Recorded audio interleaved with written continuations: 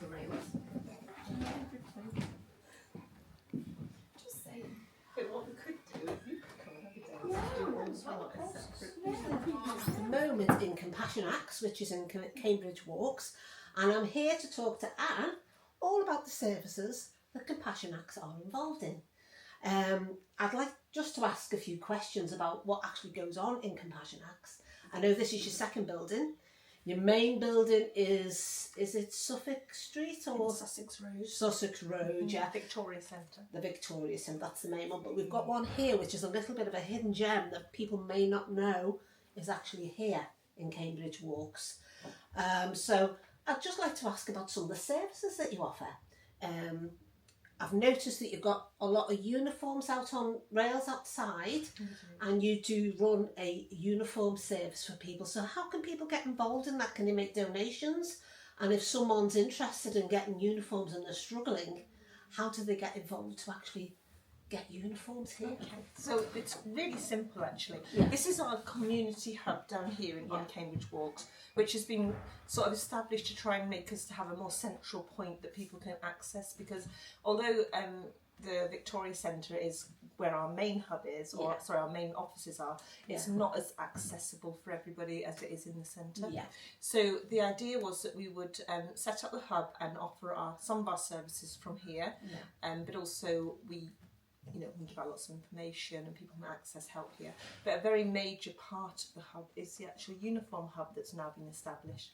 So that has been brought in by a lady called Nicola, who used to run it. It used to be called Free Uniform for Southport Schools. Oh, awesome. It was called FUSS, and it's now the Uniform Hub, and it comes under Community Compassion Act. Yeah. Now, we're really lucky here because we've got quite a lot of space upstairs. So we have all our badged items upstairs, and then we have lots of unbadged items you'll see on the rails outside and next door. So you've got actual school names on so some we of them. have some very high value items, blazers, jumpers, all the sports kit, that sort of thing. Now everything is donated in.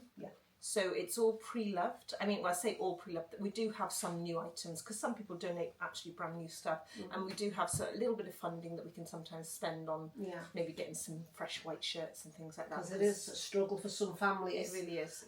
Because I know with my sister's children, a blazer alone can cost £45 upwards. Absolutely. So getting a uniform, and you don't want your children to stand out not having.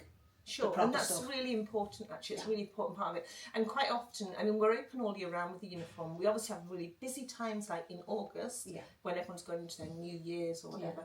But all through the year, you find people will come in because maybe the child's gone through the knee of their trousers, they've lost their jacket, they've lost their blazer,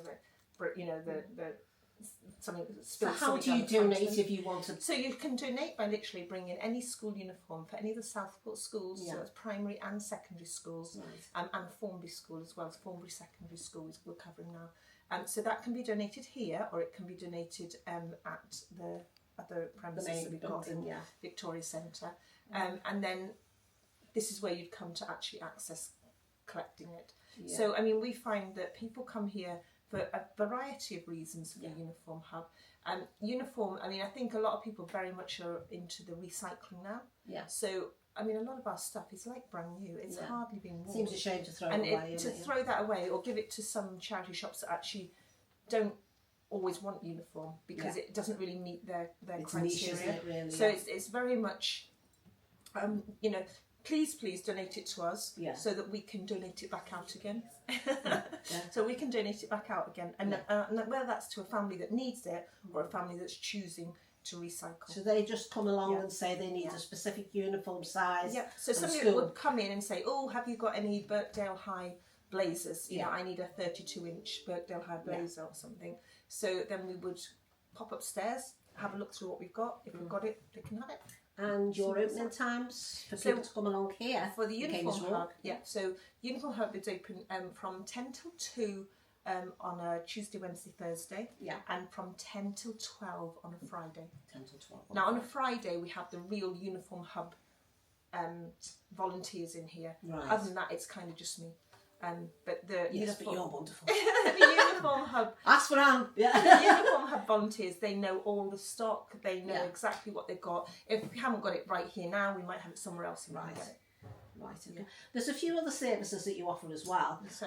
I know because I've actually used it myself when I lost some of my benefits. Yeah. It's the food bank. Yeah.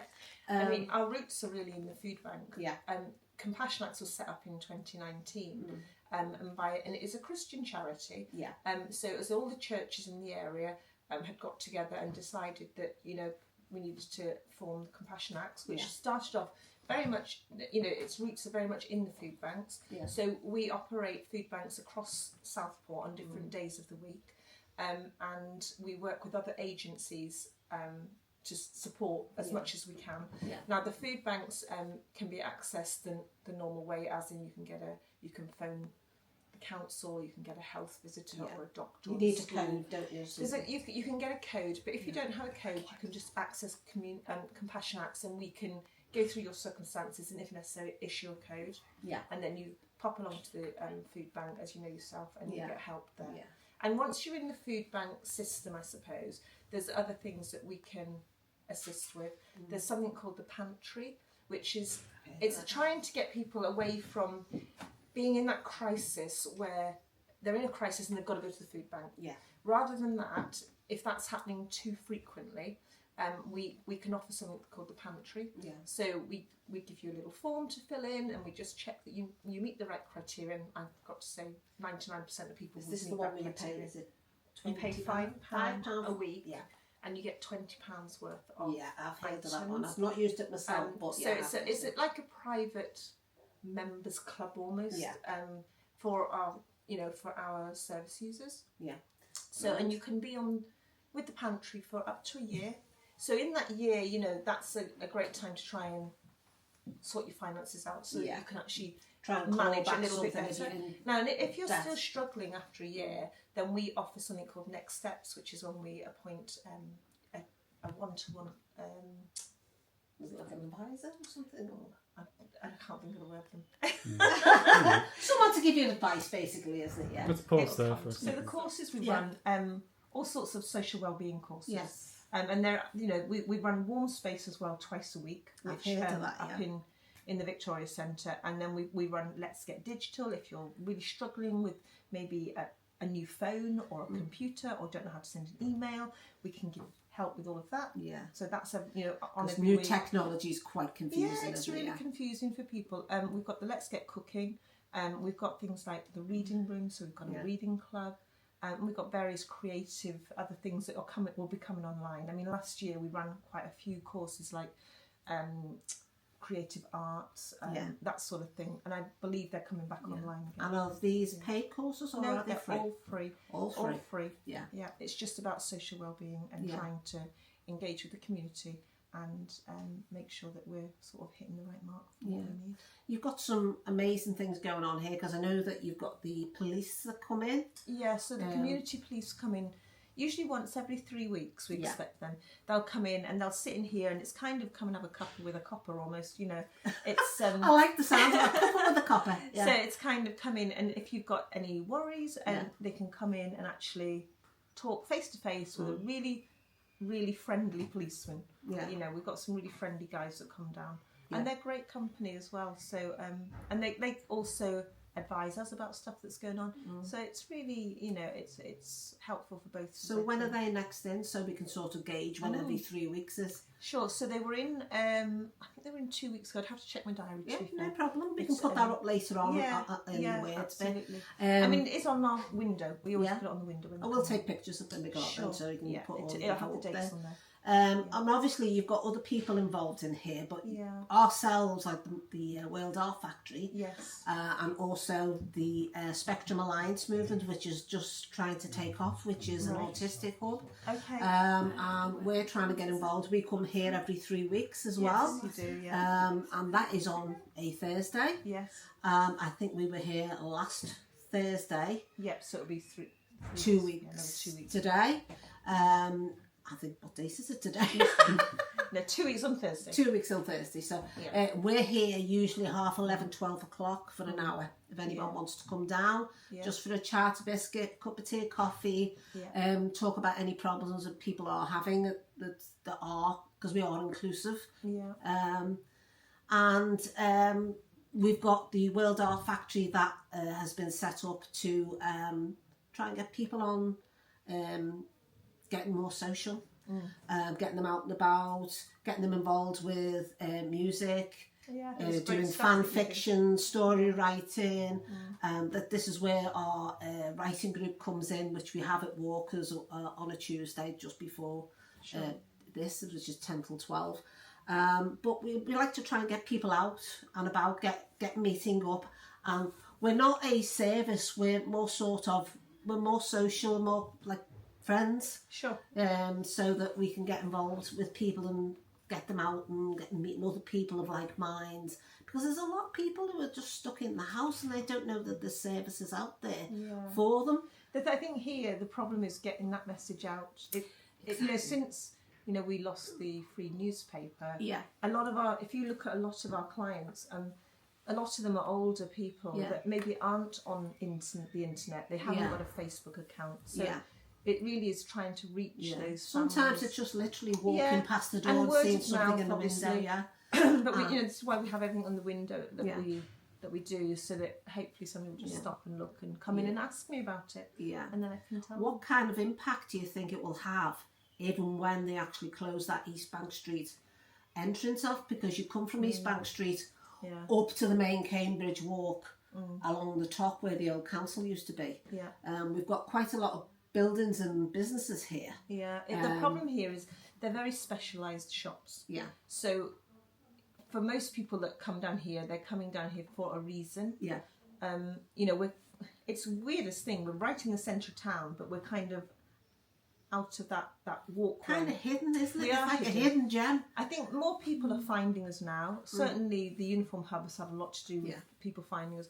And, our statistics have gone up since we opened of people coming in and accessing help or inquiring about what we do. Yeah. But I do think if they close off that end, it's going to affect that passerby that might have just been cutting through. That would catch the posters on the wall. Sure. People who know you're here know where to come. Exactly. But like any business, if people aren't aware you exist, people are not going to come. So we're hoping we can help you with that and get the word out there, so that obviously people who are on our website will be able to come down and access your services. But something that I haven't talked about that we also run is we have welfare benefit advisors. You're right, yes. Which we can get telephone appointments with or face-to-face appointments to help with things like PIP forms or attendance allowance forms. Anything sort of benefit related. No. They are so knowledgeable. They can would that really be here help. Or would they go to the main building? Again, it would be the main building. They can come in here to access that kind of help. They can come in and I can talk to them and get the appointments for them. Right. Brilliant. So, well, it was lovely talking to you, Anne. And you, Jess. And I hope that people will come down, pop in, say hello either to the Spectrum Alliance movement when we come in every 3 weeks on a Thursday, or just pop in for some advice or get involved somewhere along the line. So, we're in Cambridge Walks. If you come down the main walkway to where the Tackle Bottles is and the Hungry Monk, that's it. It's the walkway going down towards East Bank Street, opposite Ebb and Flow Tattoo Parlour. That's us. So there you go. So thank you very much. One of the questions that I wanted to ask you was, how did you get involved? How did you hear about Compassion Acts yourself? And what motivated you to want to come and be involved in work here? So back in 2020, I just returned to this country from Germany where I used to work as a welfare officer. Oh wow! And I was kind of really missing that one-to-one buzz that you get when you deal with people all the time. And of course, COVID had hit. So I don't know, I was scrolling through my Facebook one day and there was a little thing there that said volunteers needed for Compassion Acts. Wow. So I looked at it and I was like, oh my goodness, it's a food bank. I've always wanted to be involved. So you've not heard of it before? No, like I said, I only just moved to the area and I'd always wanted to be involved in food banks. So I immediately made the approach. Jess, the lady that works up in the head office, she contacted me. The rest was easy. Yeah. So started working in the food bank as a volunteer back in 2020. And then 2 years ago, they started to think about establishing this community hub, and that job obviously was available, which I applied for and was lucky enough to get. So here I am. This has only actually been up and running for 2 years. This So the actual office. hub has only been running since July 2 years ago. Wow. 2022. Right. That's interesting.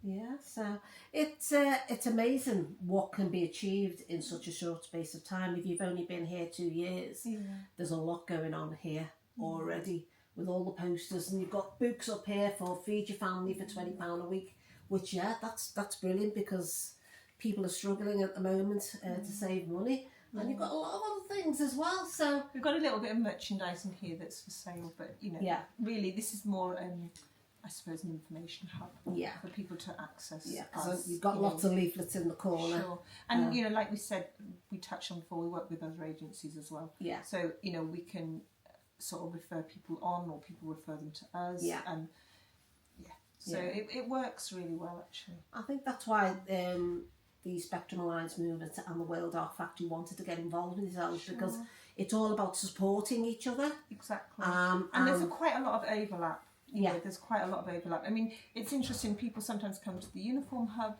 and they'll sit here and talk about their situation while they're waiting for the uniform, and then we realise, well, actually we can help you with something else there. Why don't you come and speak to our benefit advisors, and they can help make sure you're on the right benefits, or so on and so forth. So there is that crossover that we find. Which is brilliant, because some people can probably honestly sit there and think that there's no help out there for their situation. And to come in, always worth asking. Well, to come in somewhere for one thing and then be offered a solution for a problem you didn't think that was going to be solved is fantastic. And that would take a lot of stress and alleviate a lot of people's stress, thinking that there is help out there.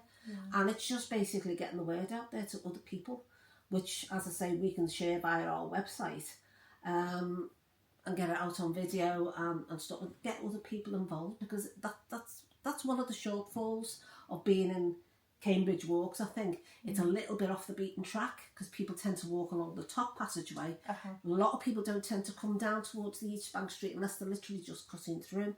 So it's letting people know that you're here. Yeah, that's a really important part of it, actually. Yeah, it is. So so it's been great talking to you. Me too. And thank you for your time. So thank you, Anne. Lovely seeing you again. So hopefully a lot of people will come down and visit you. Thank you.